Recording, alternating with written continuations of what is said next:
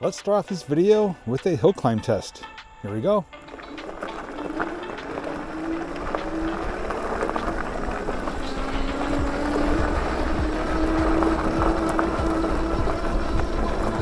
Up to 18 miles an hour. Here's the steep part. It's pretty rugged. We're still going. We're down to 9 miles an hour. Maintaining 9.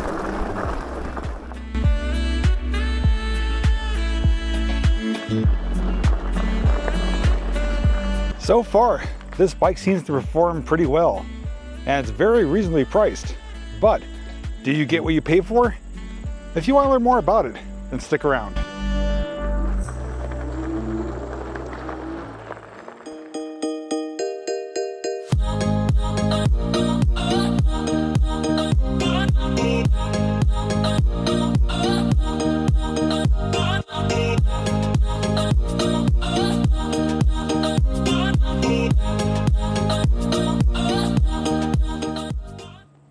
So does cheaper really mean worse quality? When it comes to more affordable e-bikes, do you really know what you're getting? It's honestly a shot in the dark with how many companies are out there selling them, but this one right here is one you may want to consider. This is my second time working with this company, and they've sent me a bike that's pretty affordable. But how good or bad is it? Well, by the end of this video, you should have the answer to that question and know if this e-bike is the one for you. I present to you the CyCrown CycVerve. As you can see, this is an awesome shade of blue. I absolutely love it. Probably my most favorite color shade of blue on an e-bike so far, and they do have other color options available as well. But I do want to thank CyCrown first for reaching out to me and working with me a second time and sending me the CycVerve to review and share with all of you. Now, as you saw, we already did a hill climbing test. That was a pretty steep, rugged hill, and it climbed it fairly easily. But what about the specs and features? Well, we're going to go over those, let you know what this bike has to offer. Then we're going to take it for a test ride, see how comfortable it is, do a top speed test. But after riding this for a few times in preparation for making today's video, I did come up with some pros and cons which I do think you should know about, and I'll share those later on in the video. But right now, come on over here, let's take a closer look at this thing. Starting off with the handlebars, we do have rubber grips. They are on the thinner side. I personally like a little bit thicker grips, but they are suitable, they are rubber, they are textured. You do have your left-handed thumb throttle and your keypad module here. Long press the middle button, the power button, to power it on. As you can see, it is a full color display. You got your battery, miles per hour, pedal assist, and right now it's on trip. If you hit the I button, it will cycle through to odometer, maximum speed, average speed, and back to trip. You do have a dedicated headlight button. It's actually a very big, bright headlight. Really good headlight for nighttime riding.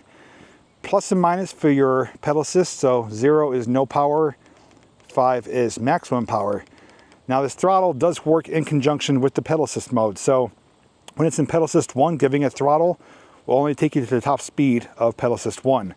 To go maximum speed, you need to have it in pedal assist 5 to either pedal or use throttle for the top speed that this bike does offer.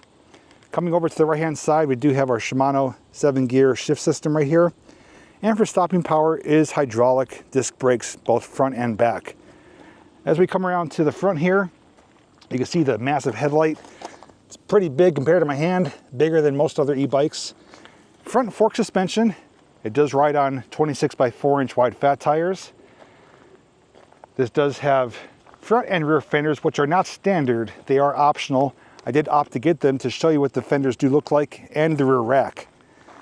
So these are accessories that you can get with purchasing this bike, but I will talk more about them a little bit later. As we come over to the seat, I'm gonna say the seat is not great. I'm gonna give it a 3 out of 5. I do like the width of it. It's not really plush though. Longer rides, you do get sore, at least I do. I think a seat upgrade would be necessary, but not the worst thing you could have on a bike. I've actually had worse. I've had a 2 out of 5 seat on a highboy bike. But the handlebars are nice and wide. It has more of a mountain bike, I guess, appearance to it and stance, but the handlebars are wider, I feel, than usual than other e-bikes. Under the seat here, there is a battery-powered tail light that does flash or stay on. It does take batteries. And what about the rest of the specs? Well, let's talk about that. As mentioned, there are a few color options available. It does come in white, blue, green, and gray. Obviously, I love this shade of blue. It's a cross between turquoise and teal, and it's probably one of the best shades of blue I've seen on an e-bike so far, or just out there in the real world. It's a great color blue. And it's also a matte finish, so it's not gonna pick up fingerprints easily, and it's just gonna make it less wiping down of getting those fingerprints off compared to a glossy finish.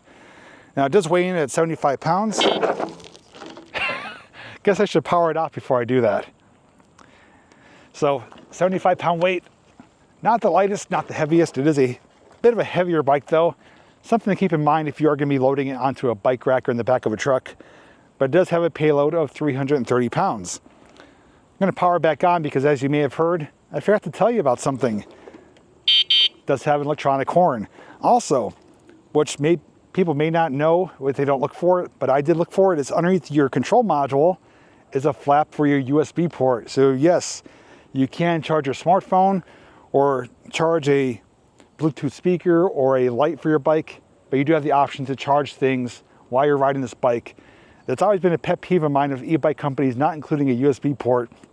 I'm happy to see that this one does have it, so bravo, applause to Cycrown for including it on this bike. I don't understand why bike companies don't include them more. But this does have a underneath mounted 48 volt, 15.6 amp hour battery. It does power a rear 750 watt motor that does peak out at 1000 watts. And this is estimated to give you a range of 40 to 60 miles. Of course, that is completely dependent on the rider's size, the terrain, and pedal assist use, and has an estimated top speed of 28 miles per hour, and we will confirm if it indeed does do that. This also, as you can tell, is a step-through bike, but I will say it's a higher step than some other step-through bikes. So the height to get your foot over it is a bit higher than other e-bike that are step-through, but it is still technically a step-through bike. And it does operate with a cadence sensor. So cadence sensor basically means once the pedals do start moving, it automatically sends power from the motor to assist you. So whether you're in pedal assist 1 or 5, as soon as the pedals start moving, it gives you maximum power for whatever pedal assist you're in. But I do think we covered enough of the features. It's time to gear up and take it for a ride, see how comfortable it is, see how well it rides, and of course do our top speed test. All right, we have our nice straightaway here, which means we're going to do our top speed test. We're going to put it into pedal assist 5 and do throttle only. Here we go.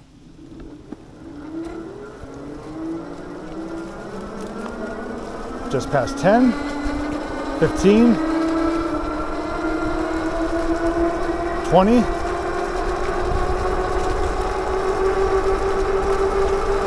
27, 28. Yeah, we hit 28. Let's do a brake test.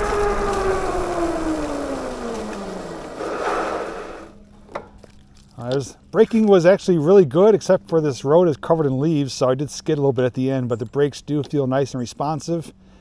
And we did actually hit 28 miles an hour. I felt a limiter where it felt like it wanted to go faster, but it was like a governor. It didn't prevent it from going over 28, but it does indeed hold true. It does go 28 miles per hour. As you can see, we are in the fall season here, so this trail is heavily covered in leaves, and there's some nice colors on the trees, so you guys have that to enjoy as we do ride. Now, just to share with you, we are in a more hunched over position, a forward facing position, very similar to a mountain bike or an off-road bike, so it's something to keep in mind. I personally like a more upright position, but this bike is geared for more rugged use. So it does have a forward facing, bent over seating position where you are putting most of your weight on your hands on the handlebars. I also say the motor is very quiet. For a 750 watt motor that does peak out at 1000, doesn't put out much sound at all.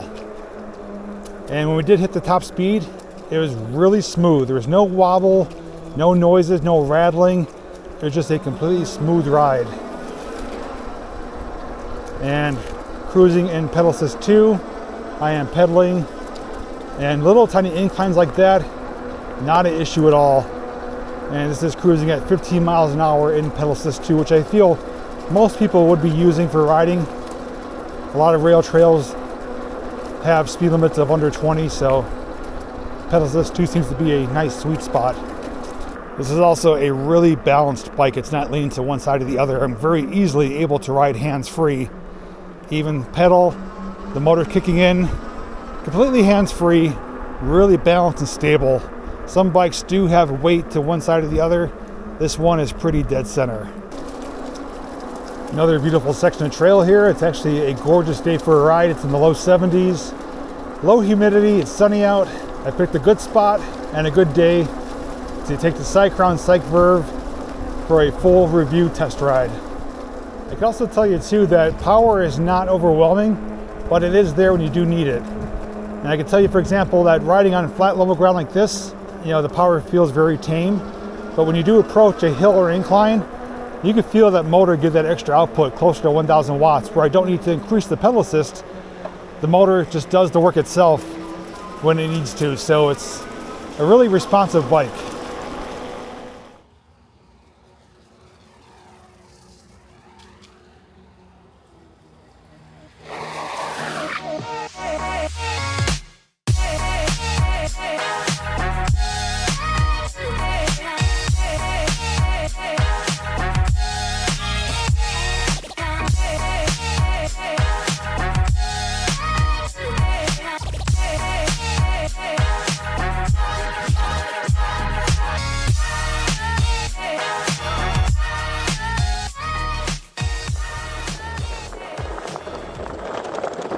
It is such a nice day for a ride.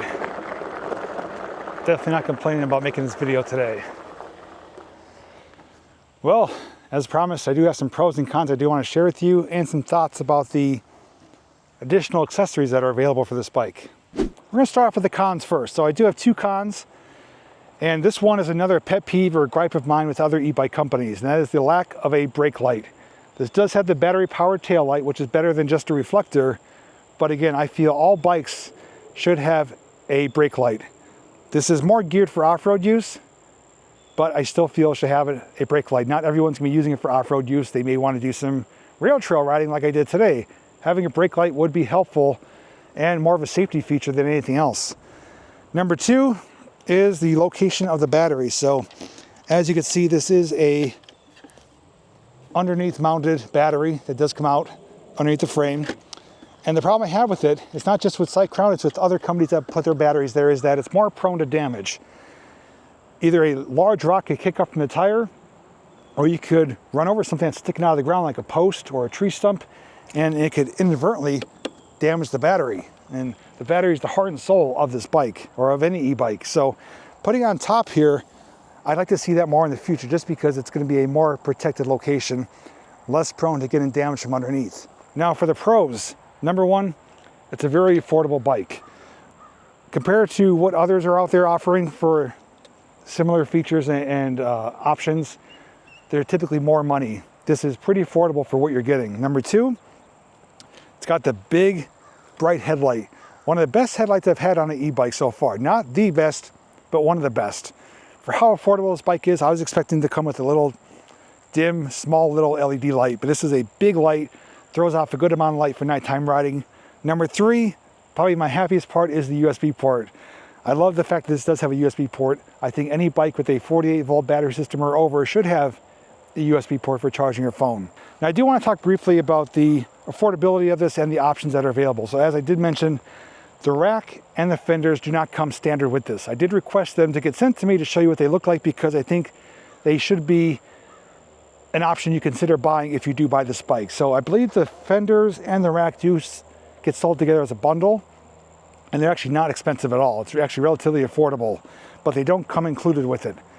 The reason I'm bringing it up is because they had to make some changes to get the price down on this bike. So the changes obviously is there's no fenders or rack coming in with it standard. It does have a bit of a smaller battery for distance, and it doesn't have a brake light. So although some changes were left out, that helps bring the cost down. With that being said though, this is not a poorly made bike. They didn't chintz out on quality. This is a quality made bike. It's super stable, durable, rugged, and although there's some drawbacks, some trade-offs, you're getting a really good, reliable bike for the money. I'm going to put it into another example or perspective here. Typically when I ride, even most of my friends that have e-bikes I talk to, it's rare that we go over 20 to 30 miles of riding at a time. That's usually more than enough for the day. This bike is capable of giving you that. If someone's wanting to go twice that distance, well, you're not going to be looking at this as an option. You're going to be looking at a bike that has much further range. Obviously, you're going to pay for that further range. So, like most people who aren't going to do extreme long range riding, this is perfectly suitable for a lot of people. I actually am really impressed with how well it performed. It shifts well, gets up to speed well. The only thing I'd like to see on this differently would be a torque sensor, just because I personally like those over cadence sensors. Of course, that's probably a change in price increase. With that being said, this still gives you the appropriate amount of power, and we climbed that hill back there going at least 10 miles an hour. It didn't go below that. So for what you do get for the money, for the bang for your buck, I say it's well worth it. So if you do want to get additional information and the latest pricing, including my discount code to save yourself some money, check the description down below. There will be a link there. And if you maybe want to compare this to other other e-bikes I have reviewed, I will have a playlist with all my e-bike reviews. You can check it out and see maybe if there's a different one that may be for you if this is not it. But once again, thanks to CyCrown for sending me out the CycVerve. Love the color, impressed with how it performed, and love that it's an affordable option in today's high-priced market that is where everything is just more expensive. Anyways, thanks for watching, safe riding, and I'll see you in the next video.